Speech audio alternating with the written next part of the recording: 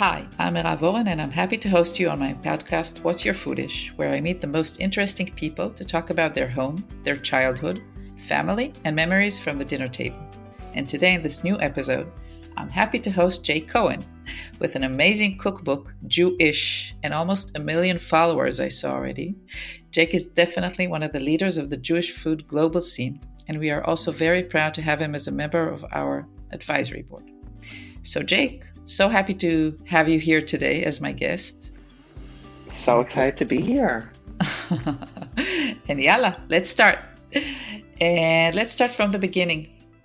Where did you grow up? A few words about that.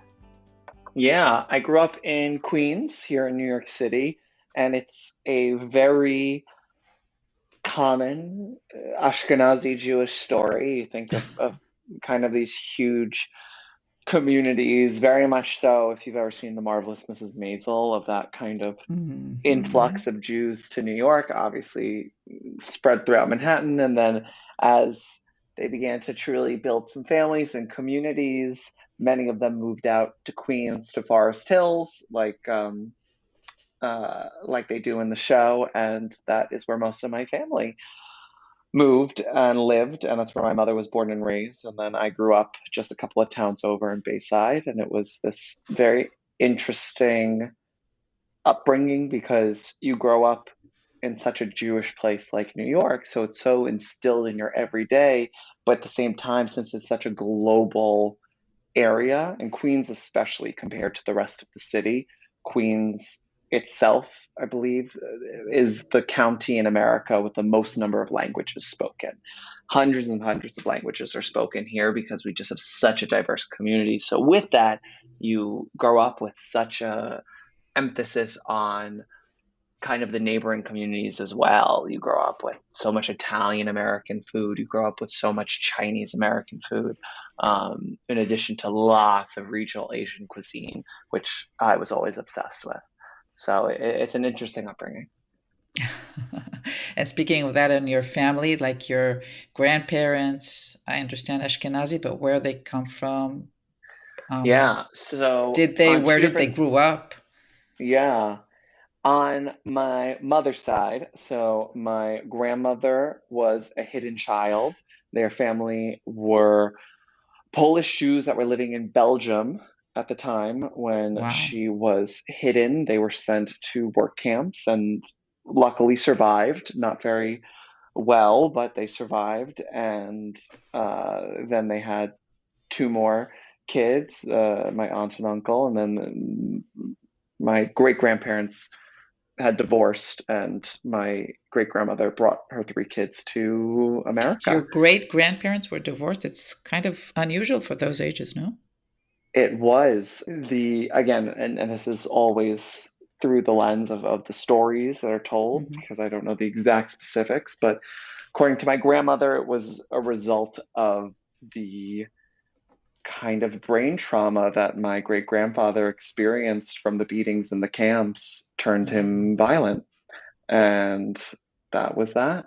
And it's a story that's absolutely heartbreaking and a continuation of how the trauma of the war continued to live on.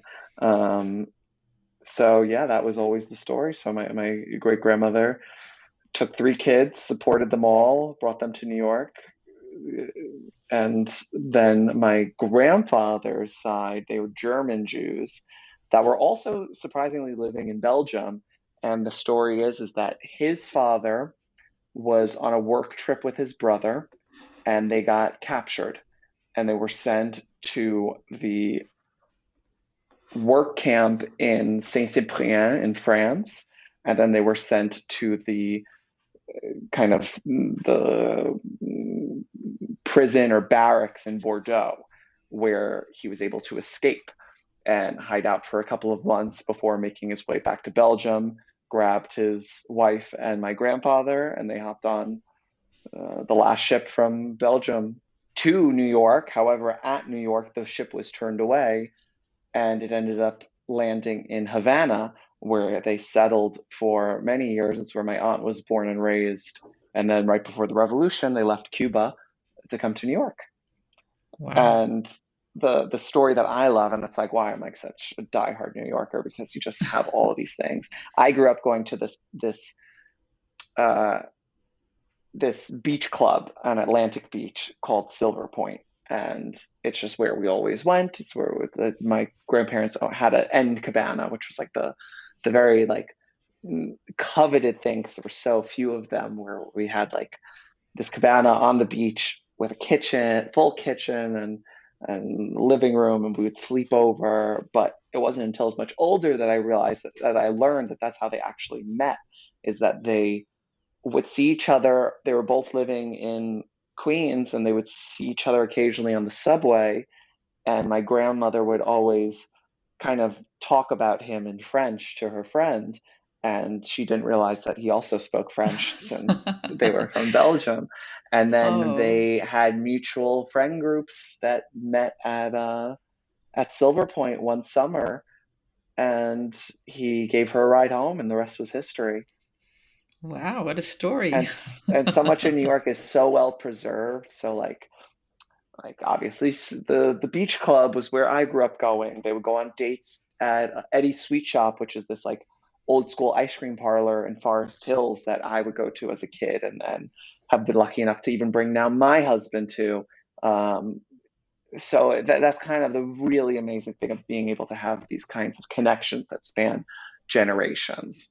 On my Yeah. father's side, it's a completely different story. They were Polish Ukrainian Jews that came shortly, or either during or shortly before the First World War. I believe there were Ukrainian Jews living in Poland at the time. So my great grandmother, Minna, who I actually got to know because she lived until 102. Um, so I grew up knowing her, luckily, and she lived in Park Slope, Brooklyn, um, in the same building as my grandmother. So we would always go. We'd spend the weekend with my grandmother, and we'd go visit great grandma Minna. So my grandmother was a born and raised New Yorker. She was the first generation. And I think it's this very interesting dichotomy, on one side, having the newer immigrant experience to New York, and then on the other side, the kind of older one of what it looks like to be such an ingrained New Yorker. And I think because of that, that's why it's is like the only place I would ever consider home. Amazing. So, speaking of that, what does the word home mean to you? It means community, I think, is the number one thing. So a huge part of why I don't see myself in so many other places. Like everyone's like, oh, would you consider moving to this place or that place? And the first thing that runs through my head in considering that is, could I make this a home? Is could I find community there? And there are not so many places where I can do that to the scale that I have. And again, when I'm saying community, it's like I'm looking for a Jewish community, I'm looking for a queer community, and places where those two overlap aren't abundant. It's New York, it's Miami, it's LA, and it's Tel Aviv. And that's pretty much it. Um, and I think with that comes this idea of like, what are my priorities for home? And it's like food is so important, culture is so important, tradition is so important. Being able to have like when I just think of all of the temples we have in New York, that you can choose your own adventure to such a specific degree of what type of Jewish ritual you're looking to bring into your life, it just becomes so abundant and so heartwarming to be able to have that. You want Jewish food. Well, all right, what aspect of the diaspora do you want to touch? Because we touch pretty much everything, minus, I would say, Persian food, because that you'll have to go to Great Neck for, but that's not that far. So yeah, with all of that, it's like home for me is I could really just say it's New York. Amazing. I must say I relate to what you said at the beginning about home is first of all community, and like a lot of times when people here in Israel think about, what do you call it? A I forgot the word. If you move out for a few years, relocation. So people ask me if I would want to do relocation. And I must say that as much as I love going to New York and a lot of other places in the world, I cannot see myself living in any other place than Israel. And the thing is community and family before everything. Yeah. So I can Again, I truly think relate to that. with that, it comes with a super, I would say, emphasis on gratitude and privilege to be able to do that. When I look at my great grandparents and my grandparents and the way that they've had to bop around on both my side and my husband's side. So on my family, having to bop around Europe, having to go to Cuba, have to then leave Cuba for the revolution to New York, have to, and then on my husband's family, they're Iraqi Jews. His grandparents kicked out of Iraq in 1950. His mother's generation growing up in Iran and then having to flee for the revolution in Iran, coming to America. It's just such a privilege to be able to grow up in a place. And again, I say this like, who knows? Who knows what the future holds?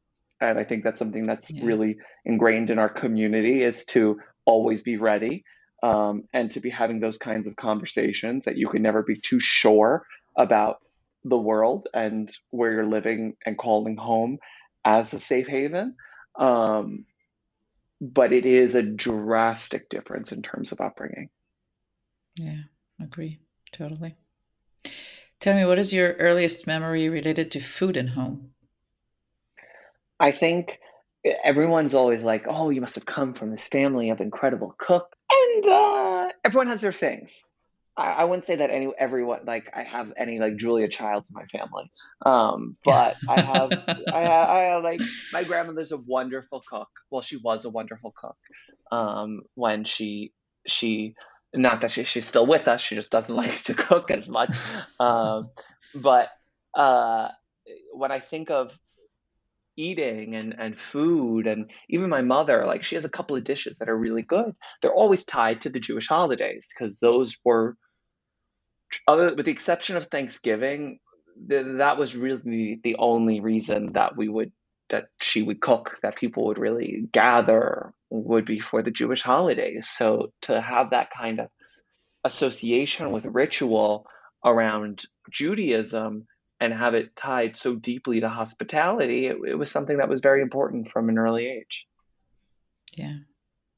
You know, on your website, I saw that it says that you call yourself a nice Jewish boy who loves food so much that your entire existence is pretty much centered around cooking and consuming it. So, and on the other hand, what I understand from you is it's not something that came too much from home. So, how did it all start? Yeah. Um, I would say it's kind of twofold. First, I grew up obsessed with the Food Network, obsessed with these people who would have these shows that just kind of took food and made it look like it was this ornate experience. Cooking was this luxury and this meditation that everyone should be investing in. And I was mesmerized by it. And then I think what really solidified it is I started throwing these like little dinner parties in high school. And for me, that was that first taste of hospitality. It wasn't by any means like good cooking, but it was that first understanding of, if you put in the intention and the effort into creating the space around a shared meal, you can actually build deep connections with those you dine with. And it's something that most people don't realize. It's something that most people don't experience until they really start to invest the energy. And just like any relationship, discipline, everyone's always looking for like get rich quick scheme, lose 20 pounds in 3 days. And at the end of the day, it's like the answer is always very simple. Like you got to work hard, you got to be disciplined. If you want to get into shape, you got to go to the gym. All these things. If you want to build community and become a better cook or become a better host, you just have to do it more. And the more you do it, the more comfortable you get. And I started to do that, and it was a very quick, I want to do this. And once I have it, I'm a very much, once I get a fantasy in my head, I'm set on it. So from there, I only applied to one school for college, and that was the Culinary Institute of America, and I was just set. And Luckily, I got in because I had no backup, Mm. and the rest is history. It's a beautiful place. I've been there. And where do you see yourself heading? I mean, what's the next mountain to climb?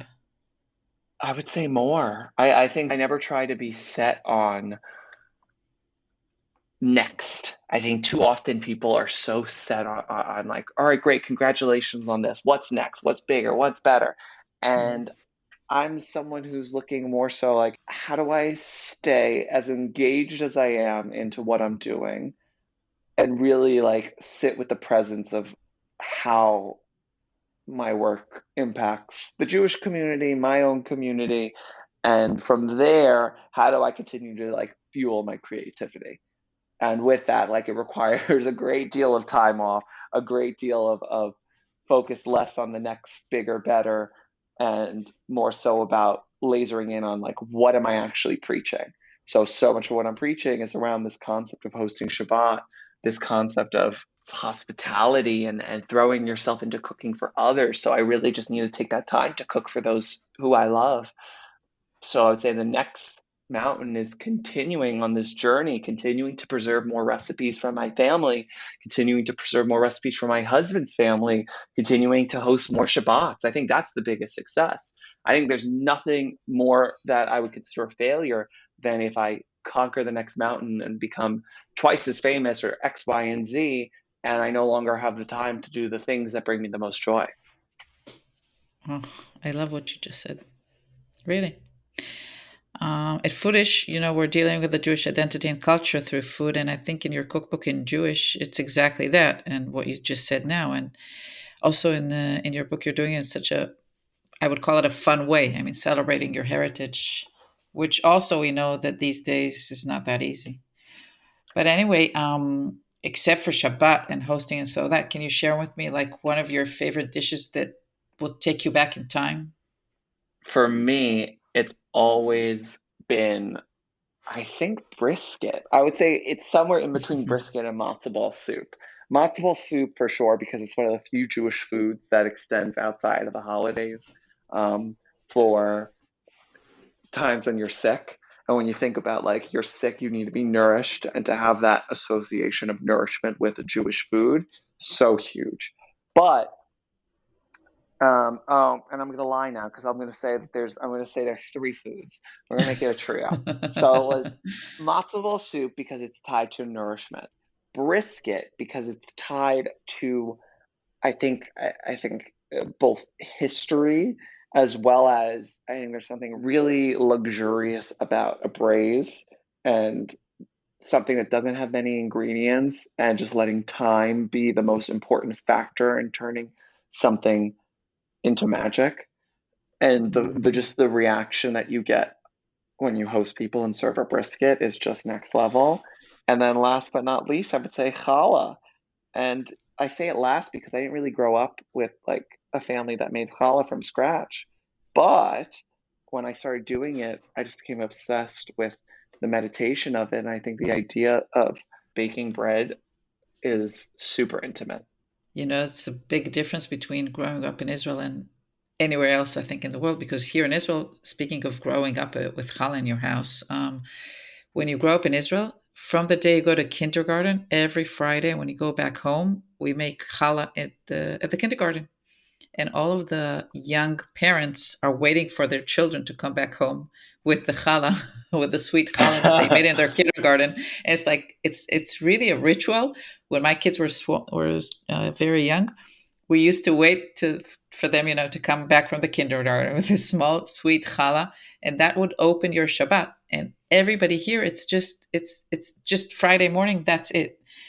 And when you said now that you didn't grow up in a place, in your family, you didn't make challah, it's for me, it's something so basic here. So it's such a huge difference just from the difference of the places we grew up from. It's amazing. Yeah, yeah. And likewise, I would say, on the other hand, when I visit Israel and I see, like, for example, if you're in New York and you're sick and you need matzo ball soup, it's quite easy to get. In Israel, it's True. it's impossible. Yeah. And I think that can be said with most Ashkenazi food. And to be in a place that's such a celebrated hub of Ashkenazi cuisine versus Israel, where I'm gonna listen, I'm not gonna say that America doesn't love to trash Ashkenazi food, but America is also a Christian country. But when you go to Israel and you see a place that's so Jewish and yet still so critical of Ashkenazi food, that's what I think is a little crazy. Yeah, agree. Tell me, who would you most like to have dinner with and why?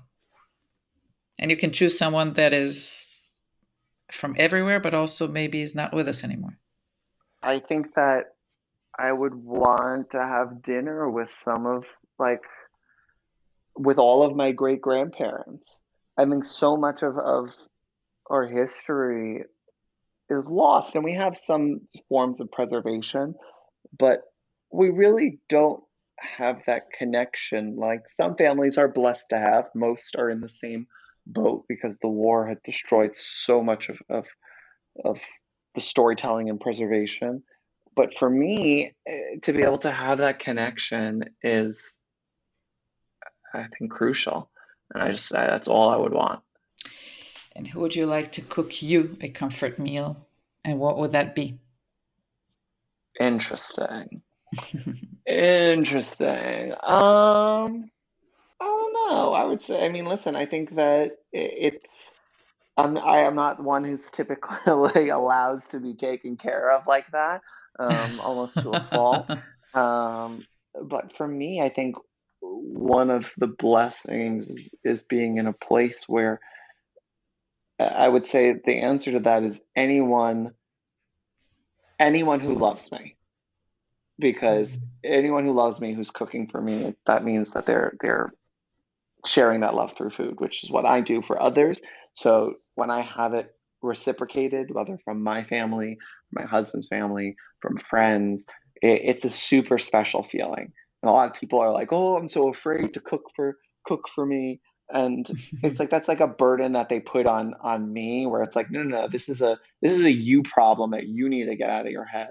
I am not like this monster who's gonna be like the ratatouille food critic and just destroy your food. There are incredible cooks far and wide that are not in formal settings. Everyone has a family member who's an incredible cook and doesn't do it professionally. So I just want more of that. And what is that one dish that you cannot have a family meal without? And I would Um, ask who prepares it, but I guess it's you in your case. it's So, me. It's me. It's me. Um, Again, for a holiday, it's a brisket. It's mhm. always a brisket. There has to be a brisket. I make the brisket. There's been some debate because I've made now new variations of brisket recipes, starting with in my book. In my first book, I have one with tomato, one without tomato. In my next book, I have a new tomato brisket. And the idea is that every family has a different way of doing it.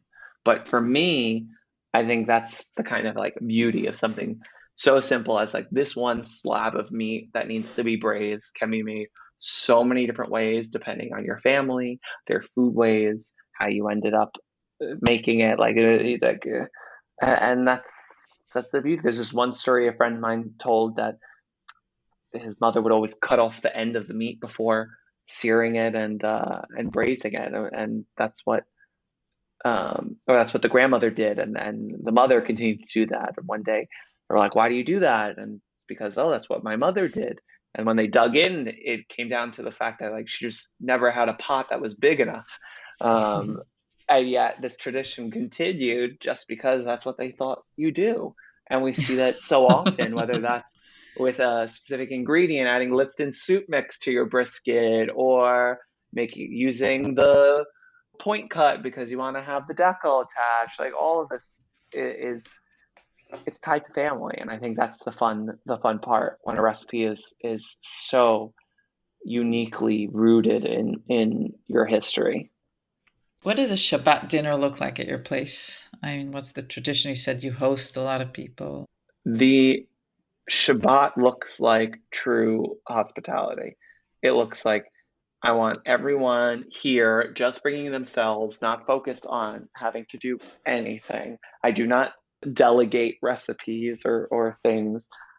I make it all, and I want abundance. I'm baking challah. I'm having a full meal. I'm thinking start to finish how people can be so disgustingly full and happy and laughing and like it's a feeling. Shabbat is a feeling. It's so much more than just like a menu. The menu is part of that, of creating that feeling, and this meal and this table becomes a vessel for deeper connection and a really unique experience. So for me, it's like it's the most important part of the week of my life. Love it. And what does a family holiday gathering look like? It looks like that with a lot of chaos, a lot of some tears, some screaming, some crying, all of it. Where it's quite a blessing because my family's all in the city still. My husband has a lot of family in the city. My husband's brother's wife's family is all in the city. And we just combined everyone together. So it's become this huge gathering to be as one. And I think that's the best. And then I think I've also created some, I think that's what we really do for Passover and for Thanksgiving, not a Jewish holiday, but still, really, Thanksgiving is just another reason to practice your Rosh Hashanah menu. And I think that the bigger takeaway is that, like my break fast, there have been so many instances in which I've now created some Jewish holidays that I reserve to become that haven for friends that don't have somewhere to celebrate. Mm. So it was going to be like this year, my mom and my sister wanted to do a really small family break fast. I said, great. That's what we did. And then one friend was like, oh, I don't have anywhere to go. I was like, oh, please come.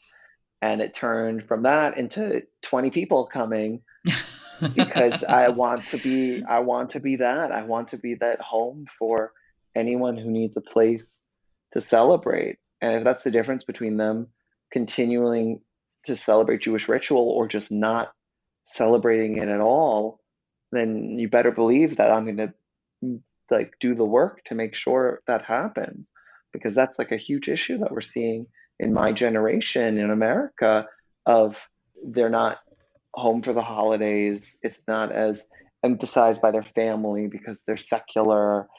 And as a result, even if they would celebrate it, they don't because they don't have anywhere to do so. And they're not actively searching for it. So if I can be that anchor to Judaism for them, then I think that's the biggest mitzvah I can do. Wow, you just closed our episode so nicely. But just before we finish totally, I have this, I call it the quick questionnaire. It's Yeah. just shoot. I'll ask quick questions and just don't think, just shoot. Love. Coriander or parsley? A parsley. Sweet or spicy? Sweet. Huge sweet tooth. Salad or steak? I mean, I should be having more salad, but definitely steak. Sharing or individual dishes? Oh, sharing, always sharing. I don't know how to say it in English. In Hebrew, there's a phrase called liyasher et hatavnit. It's like keep straightening the cake, like you keep making straight, or do you stop at a slice?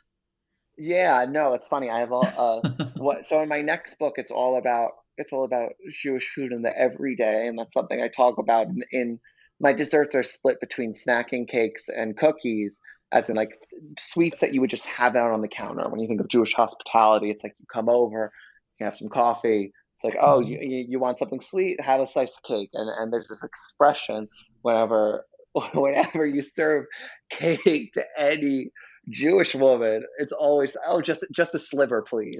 Where they just want this tiny little slice and they eat it, and then they want another sliver. And by the time they're done, they've had a full slice, but it's been broken down into these little slivers. And that's how I live as well. Okay.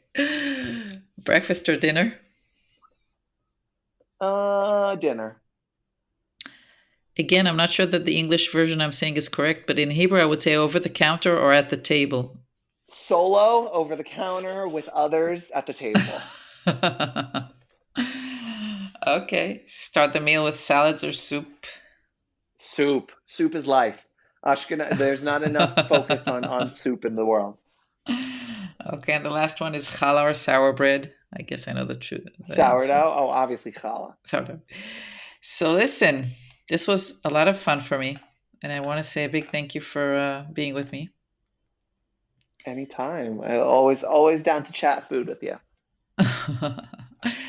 And to you that are listening to us, thank you, and join us for the next episode of What's Your Foodish?